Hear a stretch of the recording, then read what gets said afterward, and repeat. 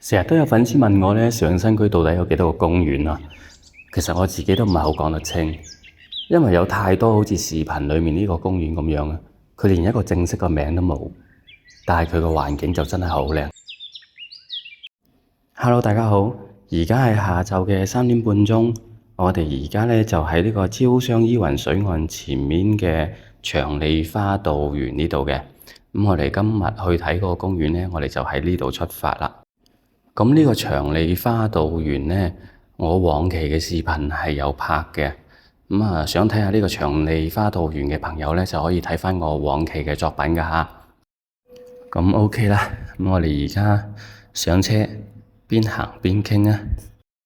咁今日拍呢個視頻呢，最主要係呢，有一個粉絲佢話呢，佢呢平時就鍾意話帶隻狗啦，喺附近嘅花園玩下咁嘅。上新區公園係比較多嘅，但係呢，就隨住呢越嚟越多人嘅搬入嚟呢，上新區依家周邊嘅公園啦，人都係比較多嘅。佢呢平時呢就鍾意呢帶隻狗呢去公園玩啊咁。但係人多咗呢，就始終係冇咁方便，因為可能佢養嗰隻狗呢比較大型犬種啦，有時會嚇到啲小朋友呢，唔係咁好。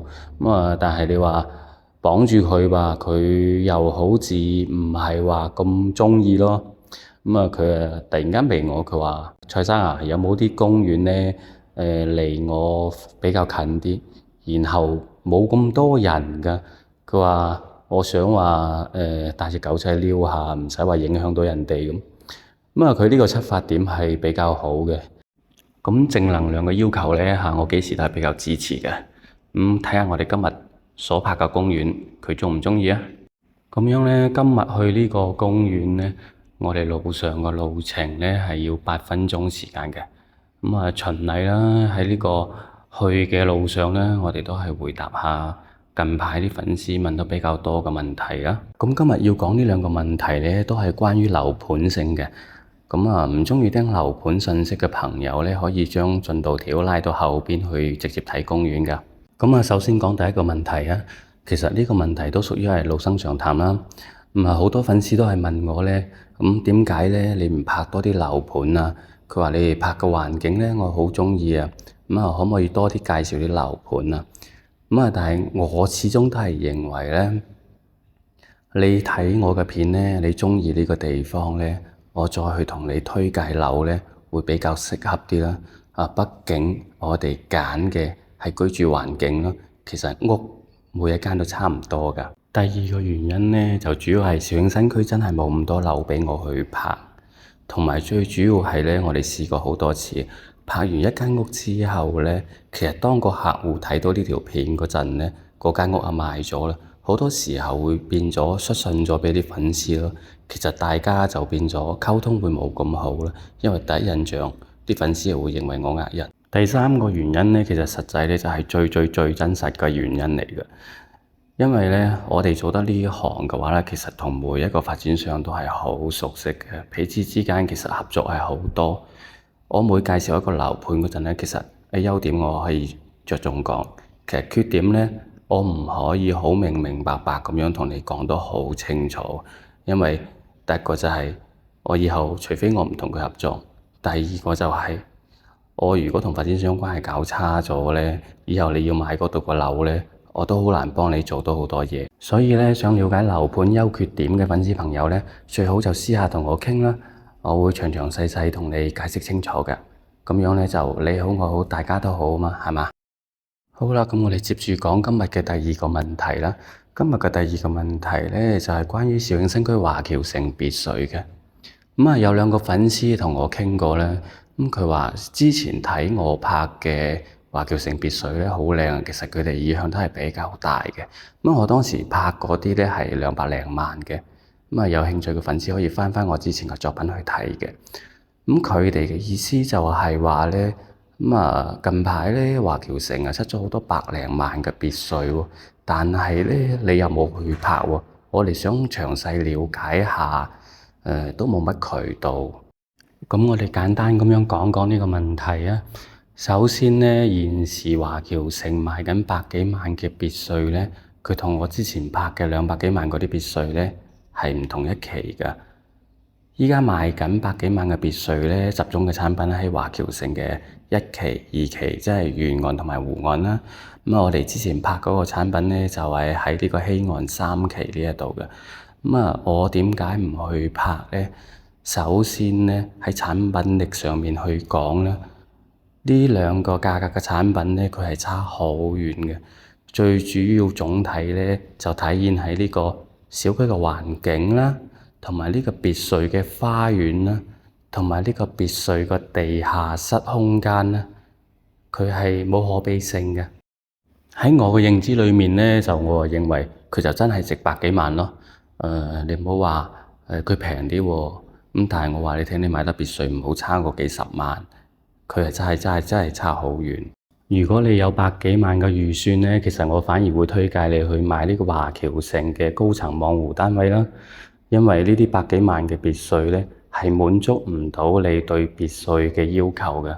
中國人有句古話啦，叫做寧當雞頭啦，就莫當鳳尾啦。其實我認為佢嗰批別墅貨咧，就其實連呢個鳳尾嘅要求達唔到嘅，冇必要。你話要詳細咁樣去講解咧，大家私下再傾啦。反正我就係唔推介買嘅。好啦，咁而家講返我哋現時路過呢一度啊，我哋而家視頻左手邊呢一個樓盤咧，就係呢啲排好多人推介嘅總統御山莊嘅樓盤啦。佢裏面嘅別墅咧就係賣百幾十萬嘅啫，佢賣咗好耐㗎啦。呢個小區嘅別墅咧，同樣嚟講我都係唔推介買嘅。我哋都有做代理，但係我哋都冇帶客去睇。缺點係非常之多啦。呢樣唔怕講㗎啦，因為只要係本地人，大家都知道嘅。如果係要去睇呢個樓盤嘅朋友咧，自己斟酌下啦。我哋都係唔推介嘅，問題比較多。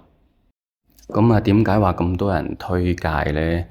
都係嗰個一個原因啦，價錢比較平啦，幾十萬買別墅喎。好多人認為呢個賣點咧係好高嘅，但係喺我哋呢個立場嚟講，我哋就係唔推介，因為我哋做嘅售後咧，基本上都係你買落呢間屋咧，以後所有問題我哋都會幫你跟到底。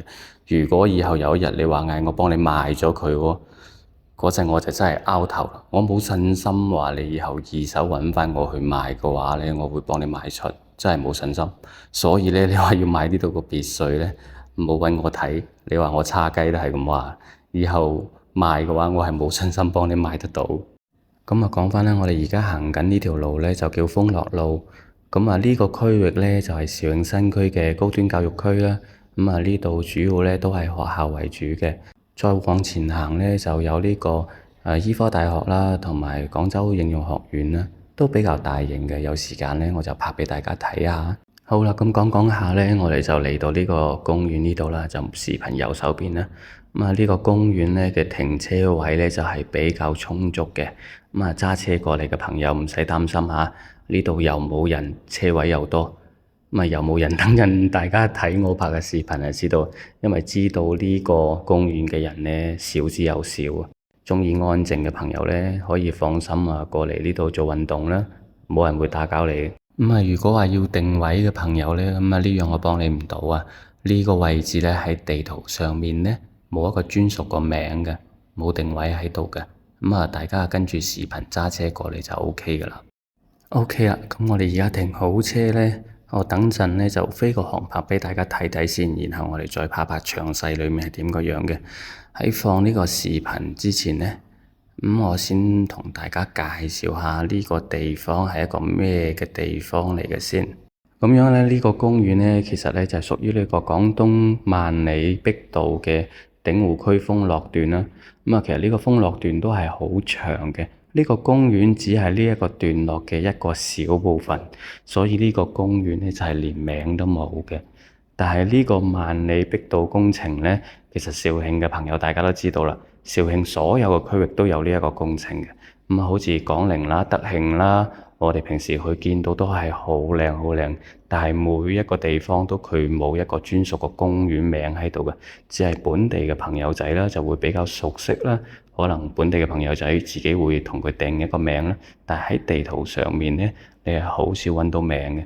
但係就政府對呢樣嘢咧，就係投資係好多啦，然後亦都係好出力，每一個地段咧都係搞得比較靚嘅。呢個牌俾我哋睇到嘅信息咧，其實係比較少嘅，即係對呢個公園係完全冇介紹嘅。所以我哋都係直接睇航拍，睇我實地拍攝啦。大家依家喺呢個航拍裏面咧，你可以睇到咧，呢個公園咧，其實個佔地面積都係好大嘅。佢裏面嘅綠植啦，都係相對會比較豐富啦。會有園林水景啦，會有好多嘅花草樹木啦。都會有好多亭台樓閣啦。你話詳細呢個公園幾大，我答唔到你下，因為佢係冇資料顯示嘅。同埋咧，呢個公園咧，佔地面積咧相對都比較大。等陣咧，我哋喺現場實地嘅地下拍攝咧，咁我就唔再多做講解啦。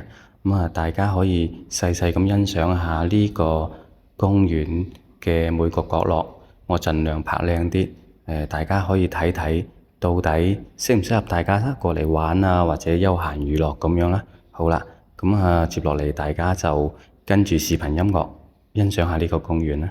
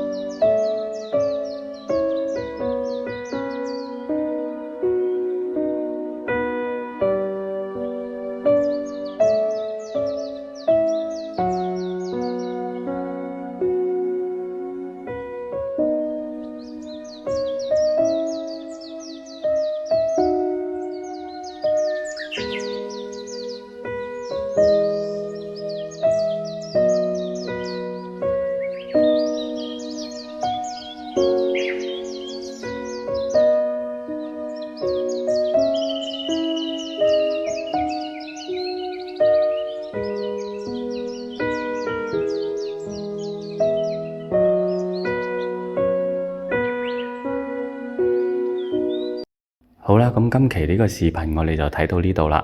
唔知呢個公園呢，大家鍾唔鍾意呢？喺呢度呢，都多謝大家咁耐以嚟嘅支持啦，同埋有肇慶新區房產方面嘅問題嘅朋友呢，都係加我呢個視頻右上角個微信啦，或者直接撥打我呢個國內嘅電話聯繫我嘅肇慶大房哥。專業賣口房。我哋下期見。